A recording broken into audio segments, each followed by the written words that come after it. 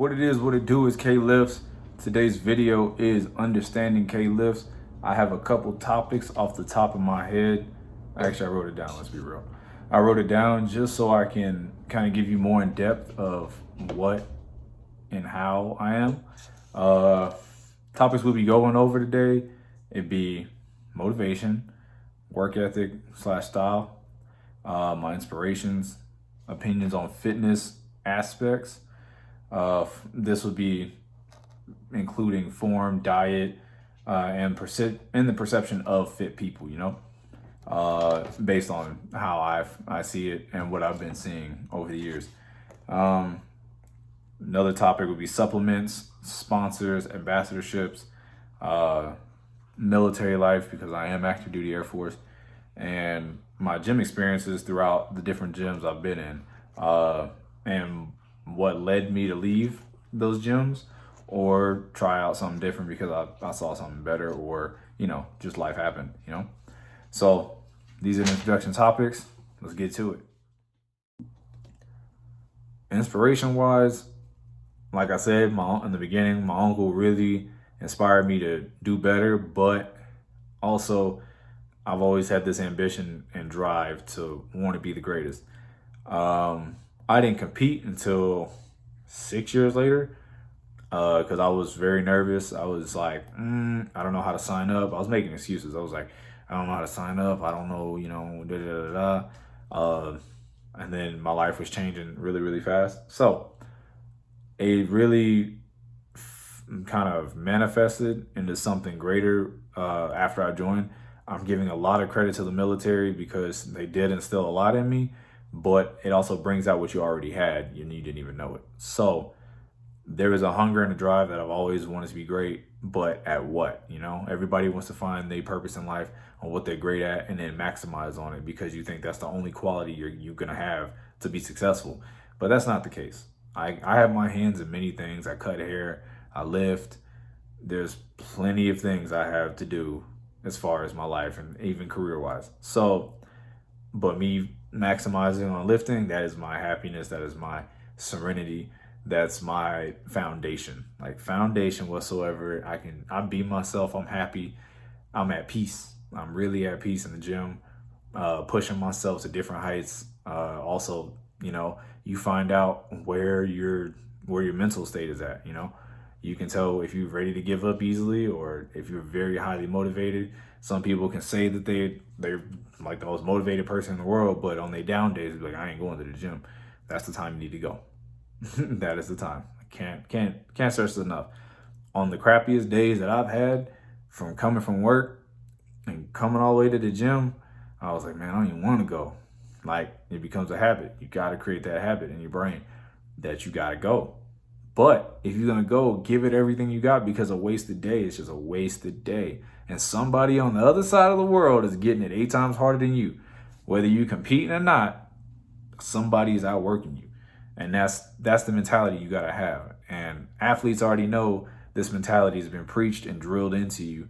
Unless you don't absorb it or you don't understand it or you really don't want it, it ain't for you. But if you really got that mentality, an athlete's mentality of, okay, somebody's outworking me right now, I got to beat that man. You know what I mean? So, it's basically up to you how you want to push yourself, how far you want to push yourself. And I've pushed myself to limits, but also I want to live for a long time, not a short time. So again, response workout, my inspiration inspiration is a lot of variables. My uncle, my kids, my family, and then those around me. I love to inspire people myself, because they see my work ethic. I love it. I don't crave off the attention or anything like that. It's more of I like to see you do better. And if I can help you there, cool. I'm not a licensed trainer or nothing like that. I've just been at this for a minute and I've learned the tricks and trades to my body to get stronger exponentially without drugs or steroids and crap like that. And people think you're on it, And people are like, you gotta be on something. Where all this energy coming from? You don't know the day in, day out grind that I go through doing 2-a-days, PT, going ahead and hit bodybuilding after a PT test, then go ahead and hit powerlifting in the afternoon. There's so many dynamics into this, it's ridiculous. But that's just how far you want to go ahead and push it. So, you know, there's a lot of inspiration, but my inspiration right now is to be one of the best powerlifters in the world. You know, set your goal. Just set your goal, and that's really gonna elevate what you want to do. And if that goal is very superficial, and I mean like obtainable, then you're probably gonna give up on it because I can do that at any point.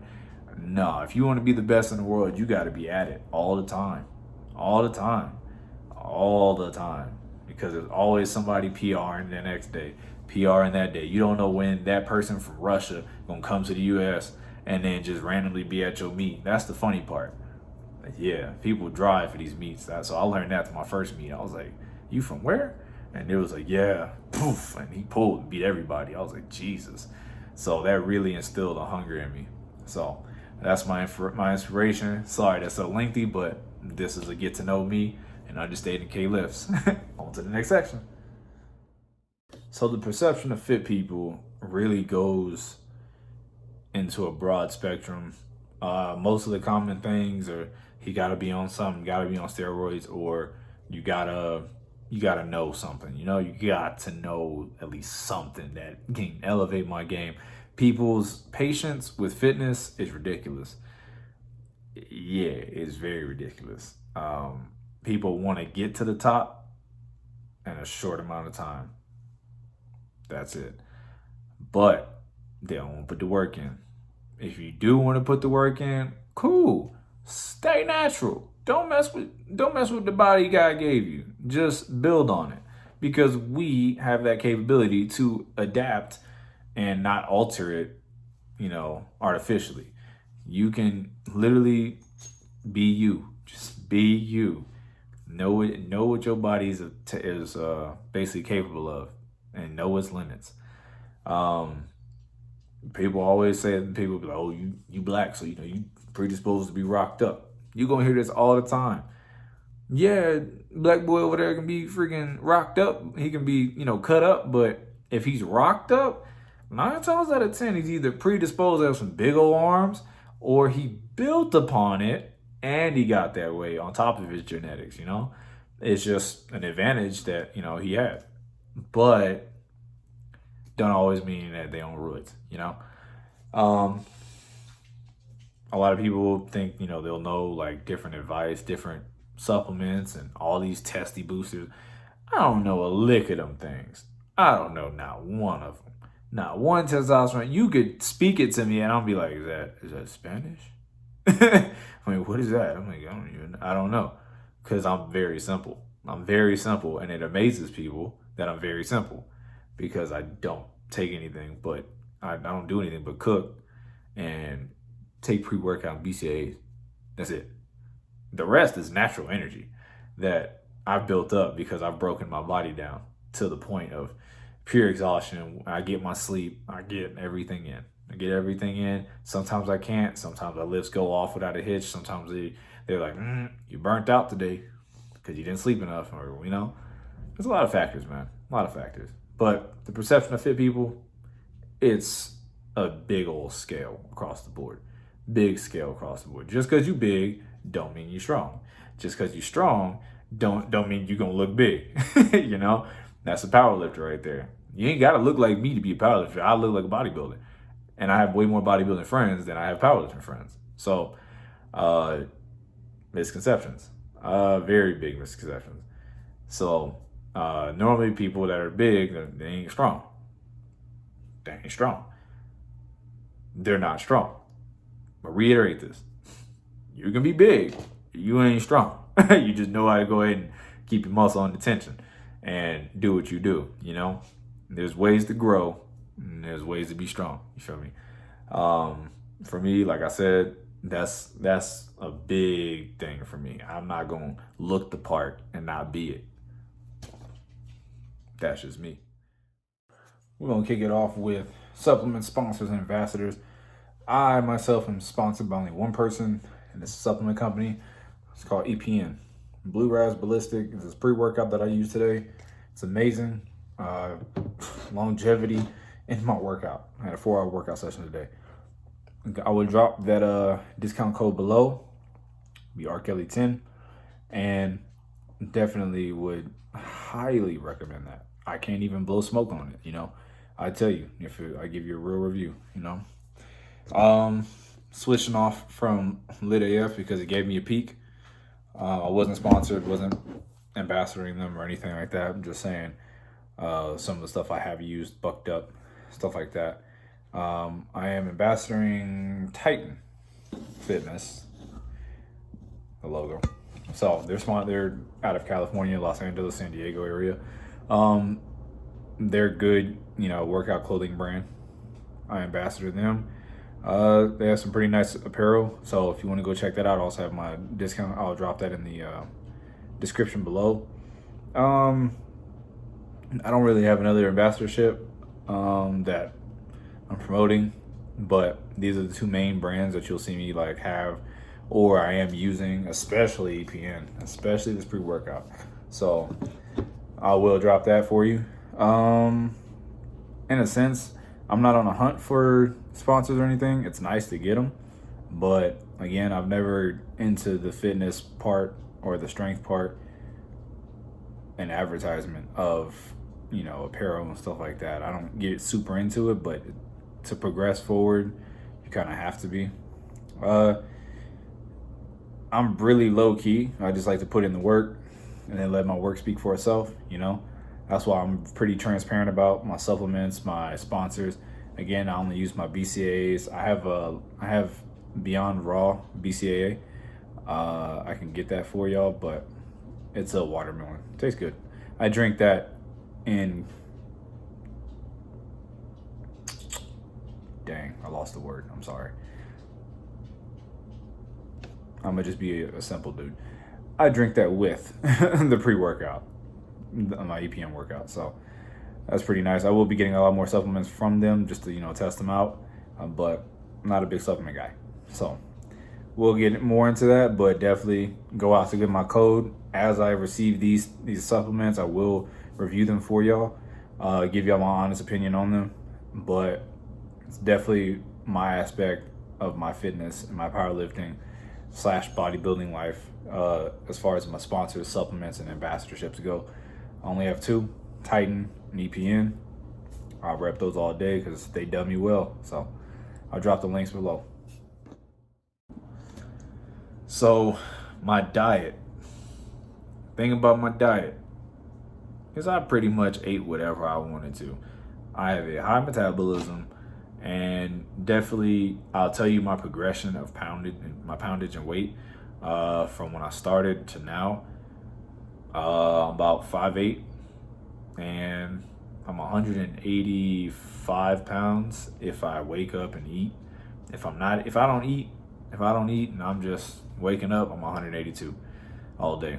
So I'm 182. I'm actually probably consistently 182 right now. I haven't weighed myself.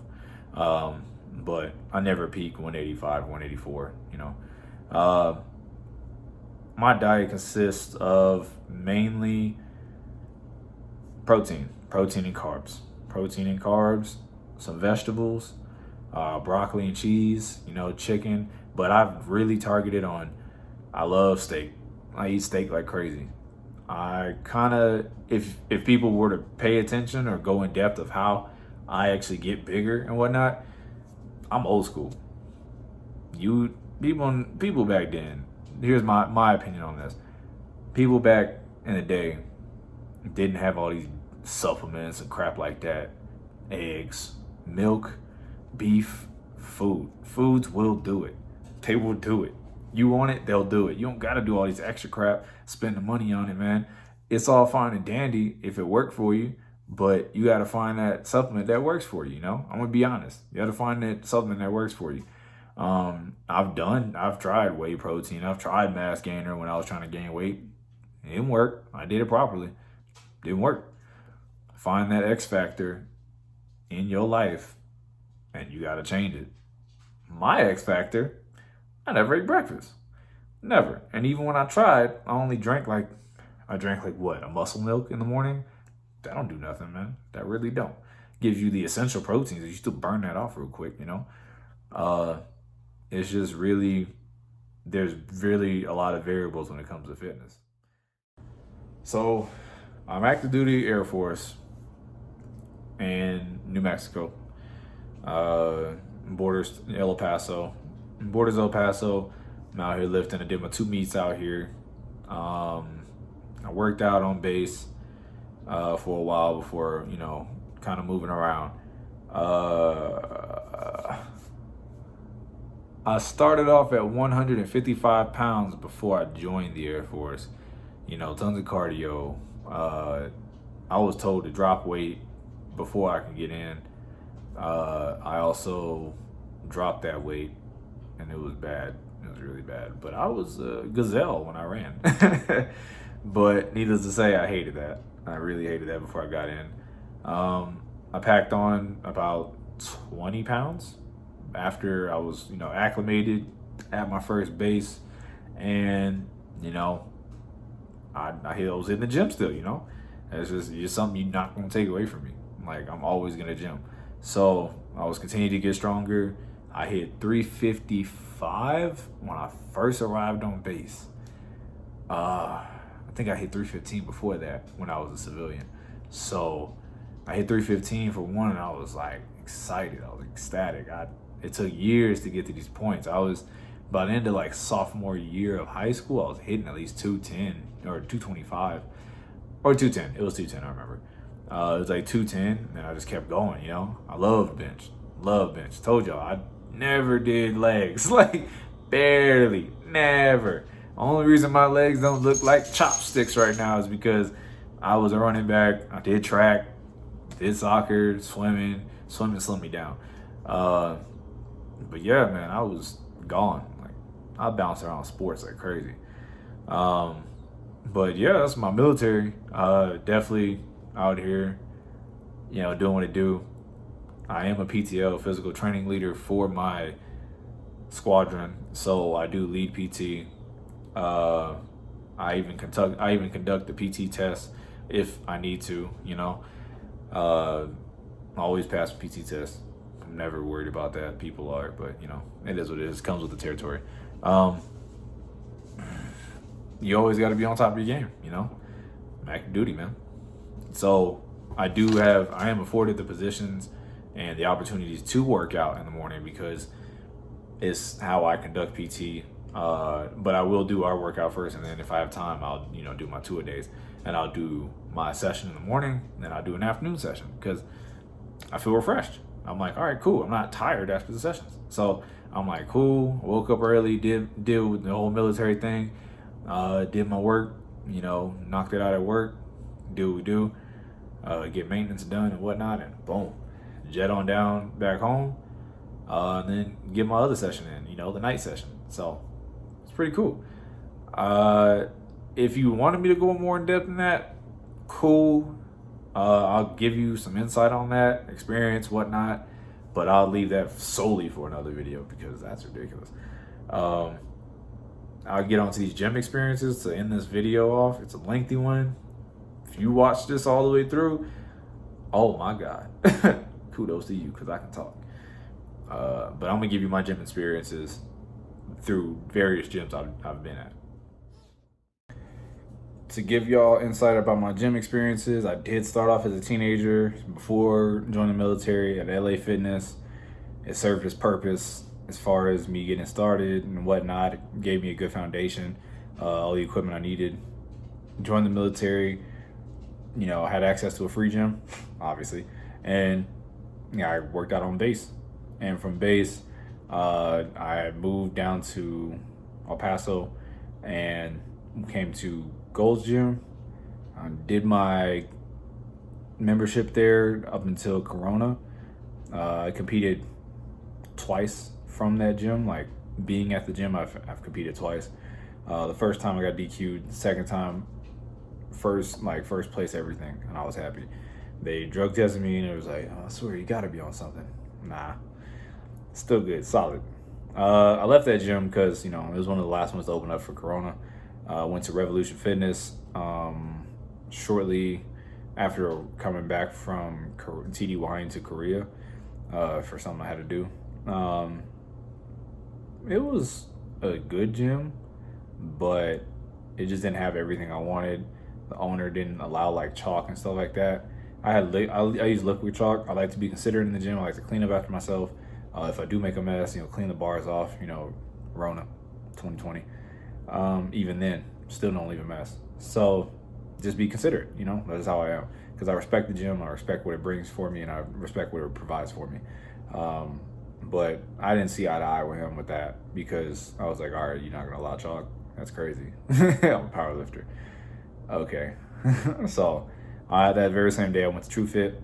It was on the west side, and that was a very welcoming, inviting exposure. Had abundance of machines, so that's why you see all my videos over there. If you see any videos that isn't True Fit, it's probably on base.